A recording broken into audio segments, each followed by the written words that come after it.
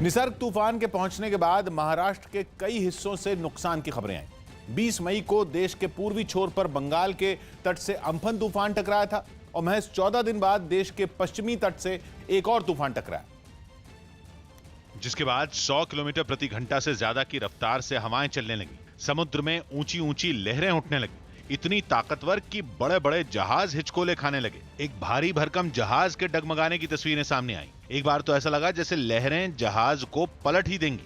तेज हवाओं से कच्ची और कमजोर इमारतों को सबसे ज्यादा नुकसान पहुंचा। रत्नागिरी में बनी एक इमारत की टीन की छत तूफान के आते ही हिलने लगी। लोहे के टुकड़ों से मजबूती से दीवारों से जुड़ी छत एक झटके में अलग हो गई। रायगढ़ से भी एक ऊंची इमारत की छत के कुछ इसी तरह से उड़ने की तस्वीरें सामने आई। टिन की छत पूरी तरह से उखड़कर इमारत की पिछली तरफ गिर गई। एक और इमारत की टिन की बनी छत का हिस्सा उखड़कर हवा में उड़ा और पास के दूसरे मकानों की छत पर गिरा। तूफान की ताकत का अंदाजा कुछ और तस्वीरों से लगाया जा सकता है। एक टिन की छत के नीचे लोहे का भारी भरकम जाल बिछा था, लेकिन तेज हवाओं के आगे छत फिर भी नहीं टिक पाई। इसी तरह की तस्वीरें रायगढ़ और मुंबई के कई हिस्सों से सामने आई। रायगढ़ में तूफान सबसे ज्यादा ताकत के साथ पहुंचा, इसीलिए हवाएं इतनी तेज चलने लगी कि सामने कुछ भी नहीं टिका। तूफान के एक ऐसे ही वीडियो में सड़क पर खड़ी 2 मोटरसाइकिलें गिरती दिखीं। पहले एक मोटरसाइकिल गिरी, फिर सड़क के दूसरी ओर से कोई भारी भरकम सामान उड़ता हुआ आया और अगले ही पल दूसरी मोटरसाइकिल भी गिर गई। हालांकि तूफान के सटीक अनुमान की वजह से बड़े नुकसान को टाला भी गया। अरब सागर से उठा ये चक्रवाती तूफान महाराष्ट्र के रायगढ़ जिले के अलीबाग से टकराया है, जिसकी वजह से पूरे रायगढ़ जिले में इसका सबसे ज्यादा असर हुआ। हवाओं की रफ्तार 130 किलोमीटर प्रति घंटा तक रिकॉर्ड की गई। इसके अलावा रत्नागिरी, सिंधुदुर्ग और पुणे में भी तूफान का अच्छा खासा असर देखने को मिला, जबकि मुंबई में भी तूफान की वजह से भारी नुकसान हुआ। कच्ची इमारतें, भारी भरकम पेड़ और खंभे सड़कों पर गिर गए। पहले से तूफान की ताकत का अंदाजा लगा लिया गया था, इसलिए समुद्र के किनारों पर रहने वाले लोगों को महफूज जगहों तक पहुंचा दिया गया था।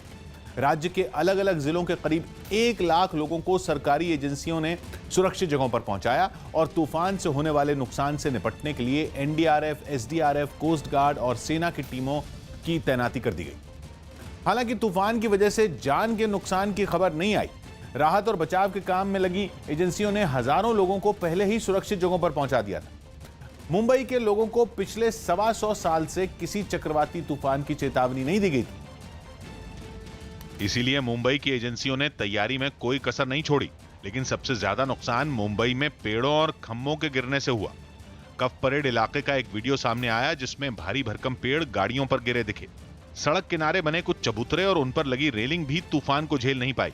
मुंबई के कई हिस्सों से ऐसी ही तस्वीरें आईं। कहीं सड़क पर खड़ी टैक्सी, कहीं कारें, तो कहीं किसी और गाड़ी के ऊपर पेड़ गिर गए। हालांकि समुद्र तट के पास रहने वालों को पहले ही सुरक्षित जगहों पर पहुंचा दिया गया था। बीएमसी की टीमें माइक और पीए सिस्टम लेकर समुद्र तटों के पास पहुंची और लोगों को खतरे की खबर दी। आपकी जान को खतरा दे दो, वो नीचे चले जाए ताकि आपकी जान बची रहे। लोगों को पहले ही घरों के अंदर रहने को कह दिया गया था, इसलिए सड़कें पूरी तरह खाली दिखने लगी। लेकिन हालात पर नजर रखने के लिए बीएमसी ने एक खास कंट्रोल रूम तैयार किया। जहां पर मुश्किल बढ़ सकती है, ऐसे इलाकों में सीसीटीवी माध्यम से यहां पर स्क्रीन पर जो है वो मुंबई बीएमसी नज़र बनाए रखे हुए है, क्योंकि आने वाले 48 घंटे मुंबई करों के लिए बहुत ही मुश्किल भरे साबित हो सकते हैं। हम आपको दिखा दें कि ये मुंबई का कंट्रोल रूम है। मुंबई में सड़कों के किनारे बने कई स्टॉल भी पेड़ों के नीचे आकर टूट गए। हालांकि मुंबई में पहुंचे तूफान को इतिहास की एक बड़ी घटना के तौर पर देखा जा रहा है। बताया जाता है कि आखिरी बार मुंबई में तूफान 1882 में, यानी 138 साल पहले आया था और उस वक्त आए तूफान की वजह से 1 लाख से ज्यादा लोगों की मौत हो गई। लेकिन 1882 के बाद मुंबई में कोई तूफान नहीं पहुंचा। हालांकि तूफान को आधिकारिक रिकॉर्ड रखा जाना 1891 में शुरू हुआ, इसलिए कई लोग 1882 में आए तूफान की बात से भी सहमत नहीं है और मानते हैं कि मुंबई में पहुंचा ये इतिहास का पहला तूफान चक्रवाती। मौसम विज्ञान से जुड़े लोग मानते हैं कि अरब सागर में उठने वाले तूफान आमतौर पर भारत की कोस्टल लाइन यानी समुद्र तट से लगने वाले इलाकों को छोड़ते हुए उत्तर दिशा की तरफ आगे बढ़ जाते हैं, यानी केरल, कर्नाटक, गोवा और महाराष्ट्र के समुद्र तट को छोड़ते हुए गुजरात की तरफ या फिर पाकिस्तान की तरफ निकल जाते हैं। लेकिन महाराष्ट्र के समुद्र तट की तरफ निसर्ग तूफान का बढ़ना, या यूं कहा जाए कि पहली बार किसी तूफान का महाराष्ट्र के तट की तरफ बढ़ना, एक बड़े खतरे की तरफ इशारा है, क्योंकि मौसम वैज्ञानिक इसे जलवायु परिवर्तन की वजह से आए बदलाव का असर मान रहे हैं। अगर ऐसा है तो भविष्य में भी अरब सागर से उठने वाले तूफान देश के पश्चिमी घाटों की तरफ पहुंच सकते हैं, जिनसे बड़ा नुकसान भी हो सकता है। निसर्ग तूफान अलीबाग से टकराया, इसलिए सबसे ज्यादा तूफान का असर भी अलीबाग समेत पूरे रायगढ़ में सबसे ज्यादा हुआ। न्यूज 18 की टीम तूफान के वक्त ठीक समुद्र किनारे पर मौजूद रही और तूफान की हर तस्वीर देश तक पहुंचाती रही। तूफान के वक्त तेज बारिश के साथ 100 किलोमीटर प्रति घंटा से भी तेज रफ्तार से हवाएं चलती रहीं। तकरीबन 130 से 140 किलोमीटर की हवाएं इस वक्त चल रही हैं। तबाही का आलम आपको साफ तौर पे दिखाई पड़ेगा कि होटल जो है वो धाराशाही होकर न केवल गिरे हुए हैं बल्कि पूरी तरह से तबाह हो चुके हैं। अलीबाग में सबसे ज्यादा नुकसान का पहले ही अनुमान लगाया गया था, इसलिए समुद्र तट के पास के हर गांव को खाली कराया जा चुका था। एनडीआरएफ की टीम और साथ ही साथ एसडीआरएफ और लोकल प्रशासन ने तकरीबन 16,000 लोगों को यहां से शिफ्ट करके एक सुरक्षित जगह पे पहुंचाया हुआ है, एक ऊंचे स्थान पर पहुंचाया हुआ है। पूरा गांव जो है वो खाली है, गांव में कोई भी मौजूद नहीं है। तूफान की ताकत का अंदाजा एक और तस्वीर को देखकर लगाया जा सकता है। एक भारी भरकम पेड़ के पास कुछ लोग गाड़ी में बैठकर मोबाइल से वीडियो शूट कर रहे थे। पेड़ के तने पर बना चबूतरा हिलने लगा और जमीन से उखड़ता हुआ महसूस होने लगा और अगले ही पल पूरा पेड़ उखड़ कर गिर गया। अमेरिका में बेकाबू होते जा रहे हिंसक प्रदर्शनों के बीच कई राज्यों में नेशनल गार्ड तैनात कर दी गई। इससे पहले राष्ट्रपति डोनाल्ड ट्रंप ने हालात काबू नहीं होने पर सेना भेजने की धमकी दी थी, जिसके बाद कई राज्यों ने अपने यहां नेशनल गार्ड को तैनात कर दिया। हिंसा से जूझ रहे नॉर्थ कैरोलिना में भी नेशनल गार्ड के करीब 500 जवान तैनात कर दिए गए, जिन्होंने सड़कों पर उतरकर मोर्चा संभाल लिया। इसके अलावा कई इलाकों में कर्फ्यू भी लगा दिया गया, जहां नेशनल गार्ड के जवान और पुलिस की टीमें एक साथ गश्त करती नजर आईं। हालांकि प्रदर्शनकारी फिर भी नहीं माने और वो कर्फ्यू तोड़कर सड़कों पर उतर आए। कई लोग तो हथियारबंद जवानों के सामने ही प्रदर्शन करने लगे, जिसके बाद सुरक्षा बल और भीड़ के बीच झड़प शुरू हो गई।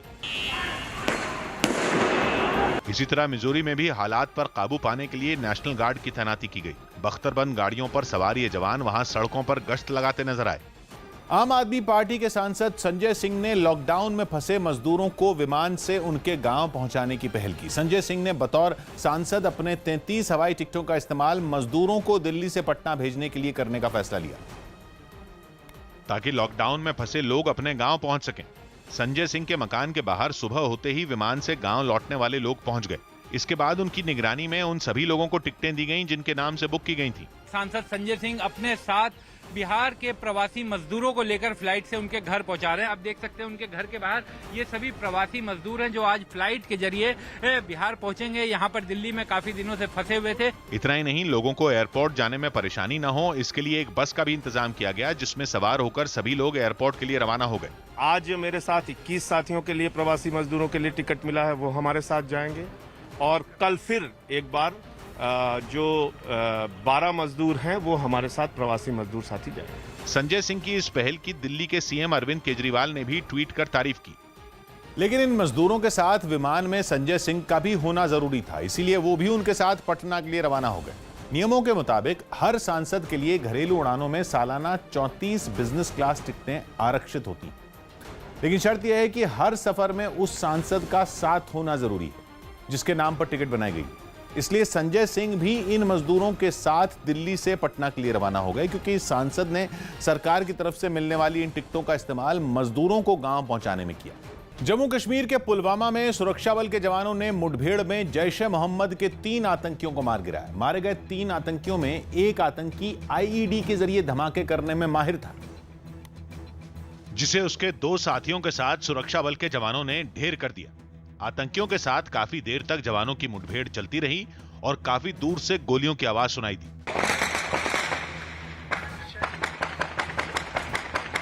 तीनों आतंकी पुलवामा में रिहायशी इलाके के एक मकान में छिपे थे। उनकी घेरेबंदी के लिए वहां बख्तरबंद गाड़ियों के साथ भारी तादाद में सुरक्षा बल के जवान भी पहुंचे। गोलियों की आवाज सुनकर वहां रहने वाले लोग दहशत में ना आ जाएं, इसके लिए लाउडस्पीकर के जरिए सभी को घरों में रहने की नसीहत दी गई। गोलियों के तबादले में किसी को भी गोली की चोट आ सकती है। काफी देर चली मुठभेड़ के बाद मंजूर अहमद, जावेद अहमद और अब्दुल रहमान नाम के आतंकियों को मार गिराया गया। बताया गया कि मारा गया आतंकी अब्दुल रहमान पाकिस्तान का रहने वाला है और वो आईईडी के जरिए धमाके करने में माहिर था। आज मॉर्निंग में इनकाउंटर स्टार्ट हुआ, उसमें 3 टेररिस्ट मारे गए।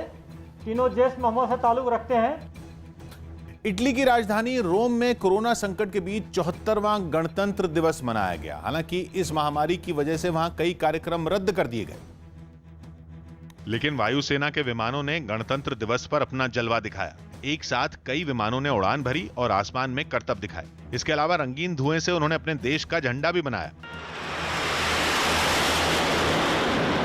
इस मौके पर राष्ट्रपति और प्रधानमंत्री के साथ बड़े नेता भी मौजूद रहे।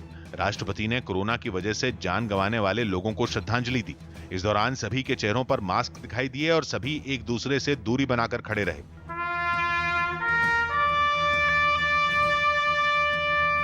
बताया गया कि कोरोना की वजह से इस बार सेना की परेड भी नहीं हो पाई। कोरोना संकट के बीच अनलॉक 1 में कुछ छूट मिलते ही दिल्ली में एक बार फिर नागरिकता कानून और एनआरसी के खिलाफ विरोध प्रदर्शन की आशंका बढ़ गई है। पुलिस को मिले अलर्ट में पता चला कि दिल्ली में एक बार फिर नागरिकता कानून और एनआरसी के विरोध में लोग सड़क पर उतर सकते हैं, जिसके बाद राजधानी के सभी जिलों के डीसीपी को अलर्ट जारी कर दिया गया। साथ ही सभी डीसीपी को अपने इलाकों में सुरक्षा कड़ी करने के निर्देश भी दिए गए। इतना ही नहीं, प्रदर्शनकारियों से निपटने के लिए कुछ स्थानों में अर्धसैनिक बल भी तैनात कर दिए गए, जबकि शाहीन बाग और उसके आसपास के इलाकों में भी सुरक्षा घेरा मजबूत कर दिया गया। बिहार के दरभंगा में विश्वविद्यालय के कर्मचारियों ने वेतन बढ़ाने समेत कई मांगों को लेकर राज्य सरकार के खिलाफ बर्तन बजाकर प्रदर्शन किया। प्रदर्शन करने के लिए ये लोग ललित नारायण मिथिला विश्वविद्यालय पहुंचे और सरकार के खिलाफ अपनी नाराजगी जाहिर की। हाथों में थालियां लिए ये कर्मचारी कैंपस के अंदर कतारों में खड़े हो गए और थालियां बजाते दिखाई दिए, जबकि उनके पीछे खड़े लोगों ने तालियां बजाकर अपना विरोध जताया। कोरोना की वजह से एक दो लोगों को छोड़कर वहां मौजूद सभी लोग अपने चेहरे को मास्क या कपड़े से ढके नजर आए। इसके अलावा कामेश्वर सिंह संस्कृत विश्वविद्यालय के कर्मचारियों ने भी थालियां और तालियां बजाकर विरोध दर्ज किया। कर्मचारियों ने मांगे नहीं माने जाने पर बड़े आंदोलन की चेतावनी भी दी। साफ सुथरी मांग है, इन सब कारणों को देखते हुए थाली पीट करके हम लोगों ने जगाने का काम किया है। इराक में कोरोना वायरस रोकने के लिए पूरे देश में कर्फ्यू लगा दिया गया। इस बीमारी के तेजी से बढ़ते मरीजों की वजह से सरकार ने यह फैसला लिया, जिसके बाद सभी शहरों के साथ राजधानी बगदाद में भी सन्नाटा पसर गया। सड़कें सुनसान हो गईं और दुकानों पर ताले लग गए। बताया गया कि सिर्फ सुरक्षा बल और स्वास्थ्य कर्मियों को ही बाहर निकलने की मंजूरी दी गई। यही वजह रही कि कई इलाकों में तो एक भी आदमी दिखाई नहीं दिया और जो नजर भी आया उसकी पूरी तरह जांच की गई। इस काम में पुलिस के साथ सेना को भी लगाए जाने की खबर है। कई रास्तों को तो पुलिस ने अपनी गाड़ियों से घेर कर बंद कर दिया ताकि कोई निकल ही ना सके। इसके अलावा जगह जगह तैनात सुरक्षा बल के जवान निगरानी करते दिखे। सरकार ने कर्फ्यू के दौरान बहुत जरूरी होने पर ही लोगों से घर से बाहर निकलने की अपील की है। आम्रपाली बिल्डर के प्रोजेक्ट में फ्लैट खरीदने वालों को जल्द बड़ी राहत मिल सकती है। मामले की सुनवाई के दौरान कोर्ट में स्टेट बैंक ऑफ इंडिया की investment banking company SBI capital markets ने NBCC के साथ मिलकर अधूरे बड़े प्रोजेक्ट के लिए फंड का इंतजाम करने का भरोसा दिया। SBI कैपिटल मार्केट्स ने कोर्ट को बताया कि वो अधूरे बड़े प्रोजेक्ट को पूरा करने के लिए एक कंपनी बनाएगी जो NBCC के साथ मिलकर काम करेगी। दिल्ली NCR में आम्रपाली के कई प्रोजेक्ट हैं जो अधूरे पड़े हैं और उन्हें पूरा करने की जिम्मेदारी सुप्रीम कोर्ट ने NBCC को दी। मध्य प्रदेश के दतिया में एक सड़क हादसे में बाइक सवार की मौत के बाद लोगों ने हंगामा कर दिया। बताया गया कि 3 लड़के एक बाइक पर सवार होकर जा रहे थे, जिन्हें एक ट्रक ने रौंद दिया और यह हादसा इतना भीषण था कि इसमें एक लड़के की मौत हो गई, जबकि 2 घायल हो गए। इस घटना की जानकारी मिलते ही वहां भीड़ इकट्ठा हो गई। लोगों ने सड़क को जाम कर हंगामा शुरू कर दिया। कुछ देर बाद पुलिस भी वहां पहुंची और हंगामा कर रहे लोगों को समझाने की कोशिश की, लेकिन उनका गुस्सा और भड़क गया। यही नहीं, प्रदर्शनकारियों ने पुलिस वालों से धक्का मुक्की शुरू कर दी। हंगामे के बीच पुलिस ने वहां एक क्रेन मंगवाई ताकि ट्रक को हटाकर उसके नीचे दबे शव को बाहर निकाला जा सके, लेकिन प्रदर्शनकारियों ने पत्थरबाजी कर क्रेन के शीशे तोड़ दिए। हंगामा बढ़ता देख प्रशासन के कुछ अधिकारी भी वहां पहुंचे और हादसे में मरने वाले लड़के के परिवार को मदद का भरोसा दिया, जिसके बाद लोगों का गुस्सा शांत हुआ। कोई मदद दी जा सकती है उसके बारे में उनको बताया, उनको आश्वस्त किया कि प्रशासन और शासन उनके साथ है। इस बीच पुलिस पर भी लापरवाही का आरोप लगा, क्योंकि शव को अस्पताल ले जाने के लिए पुलिस वालों ने कचरे उठाने वाली एक गाड़ी का इस्तेमाल किया। कोरोना संकट के बीच वंदे भारत मिशन के तहत विदेश से लौटे लोगों को देश में नौकरी देने की सरकार ने तैयारी कर ली है। न्यूज़ 18 को मिली जानकारी के मुताबिक सरकार ने स्वदेश नाम का एक प्रोजेक्ट तैयार किया है, जिसके तहत भारत लौटे नागरिकों का डेटा इकट्ठा किया जा रहा है। जिसके आधार पर उन्हें आने वाले वक्त में उनकी योग्यता के मुताबिक अलग अलग कंपनियों में रोजगार दिया जा सकेगा। इसके लिए भारत लौटने वाले नागरिकों को सबसे पहले एक वेबसाइट पर फॉर्म भरना होगा। बताया गया कि एक दिन में ही करीब 4,500 लोगों ने इस फॉर्म को भरा, जिससे यह पता चला कि अब तक सबसे ज्यादा भारतीय यूएई, ओमान और सऊदी अरब से लौटे हैं और ये लोग वहां आईटी, विमानन और पर्यटन समेत दूसरे क्षेत्रों में काम कर रहे थे। इससे यह भी पता चल सका कि ज्यादातर नागरिक केरल, महाराष्ट्र, तमिलनाडु, यूपी और कर्नाटक के हैं। ये अपील है कि जो भी प्रवासी विदेशों से आ रहे हैं भारत में, वे स्वदेश स्किल कार्ड से अवश्य जुड़े, ताकि निकट भविष्य में उनकी प्रतिभा का सम्मान, उनकी प्रतिभा का देश में सदुपयोग हो सके। बिहार के बगहा में पुरानी रंजिश में कुछ लोगों ने एक लड़के की सरेआम पिटाई कर दी, जिसका एक वीडियो वायरल हो गया। बताया गया कि यह लड़का कुछ सामान खरीदने के लिए एक दुकान पर पहुंचा। ठीक उसी वक्त कुछ लोगों ने उसे घेर लिया और लात घूंसों से उस पर हमला कर दिया। एक आरोपी ने तो अपनी चप्पल निकाल ली और उसकी पिटाई शुरू कर दी। मारपीट के दौरान वो लड़का सड़क पर ही गिर गया। इससे पहले कि वो संभल पाता, एक आदमी डंडा लेकर वहां पहुंच गया और उस पर टूट पड़ा। पिट रहा लड़का बार बार रहम की गुहार लगाता रहा। वहां मौजूद कुछ लोगों ने भी बीच बचाव की कोशिश की, लेकिन आरोपियों का गुस्सा शांत नहीं हुआ। मारपीट में लड़का बुरी तरह घायल हो गया, जिसे इलाज के लिए अस्पताल में भर्ती करवाया गया। दिल्ली की सुरक्षा में तैनात पुलिस वालों को कोरोना से बचाने के लिए कुछ थानों में खास उपकरण लगाए गए। आईआईटी दिल्ली के छात्रों के बनाए इन उपकरणों से बने बिना छुए सैनिटाइज करने के साथ ही शरीर का तापमान भी मापा जा सकेगा। और ऐसा ही एक उपकरण राजधानी के हौस खास थाने के गेट पर भी लगाया गया, ताकि वहां आने वाले लोगों के हाथ सैनिटाइज करवाने के साथ ही उनके शरीर का तापमान भी मापा जा सके। कोविड से कर्मचारियों व आगंतुकों को बचाने के लिए दक्षिणी जिला दिल्ली पुलिस ने कुछ टेक्नोलॉजिकल इनिशिएटिव्स लिए हैं। थाने में शिकायत करने के लिए आने वाले लोगों से दूरी बनाए रखने के लिए एक खास तरह की मशीन भी लगाई गई है, जिसकी मदद से पुलिस वाले दूर बैठे ही आदमी से बात करते दिखाई दिए। जॉर्ज फ्लॉयड की मौत पर अमेरिका के खिलाफ अर्जेंटीना में भी विरोध हुआ। हालांकि कोरोना वायरस की वजह से वहां मार्च से ही लॉकडाउन जारी है, लेकिन उसकी परवाह किए बिना सैकड़ों लोग राजधानी ब्यूनस आयर्स की सड़कों पर उतर आए। लोगों ने जॉर्ज फ्लॉयड की मौत पर अमेरिका के खिलाफ कई पोस्टर लेकर जुलूस निकाला। उन्होंने पोस्टरों के जरिए ही अमेरिकी राष्ट्रपति डोनाल्ड ट्रंप पर भी अपना गुस्सा उतारा। उनका जुलूस कई इलाकों से होता हुआ अमेरिकन चेंबर ऑफ कॉमर्स की इमारत के सामने जाकर रुका, जहां उन्होंने काफी देर तक प्रदर्शन किया। इस दौरान प्रदर्शनकारियों ने मास्क तो लगा रखे थे, लेकिन एक दूसरे से दूरी बनाए रखने का ख्याल किसी को नहीं आया। कोरोना की वजह से वहां अब भी लॉकडाउन है और लोगों के बाहर निकलने पर पाबंदी है, लेकिन इसके बावजूद कहीं भी पुलिस ने प्रदर्शनकारियों को रोकने की कोशिश नहीं की।